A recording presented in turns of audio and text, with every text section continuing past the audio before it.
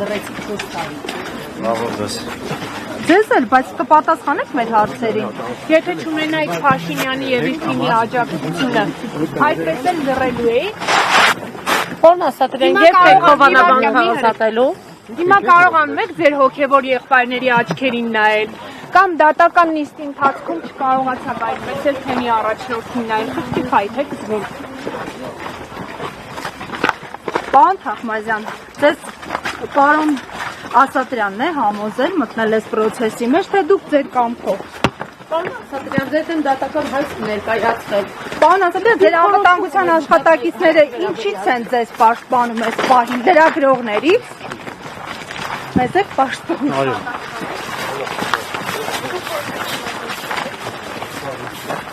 Ջան, հարցազրույց չենք ուզում տալ։ Ի՞նչն է պատճառը, եթե դուք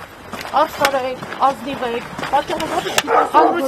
Դուք դատարանում խոսում էիք ձեր հոգևոր ծառայությունն իրականացնելու մասին, բայց դուք ինքներդ խոչընդոտում եք ձեր մյուս հոգևոր եղբայրների աշխատանքը, թույլ չտալով մտնել եկեղեցի, մոտենալ Չէ, բայց դա նորմալ է, երբ դուք բողոքում եք ձեր իրավունքներից, բայց դուք ինքներդ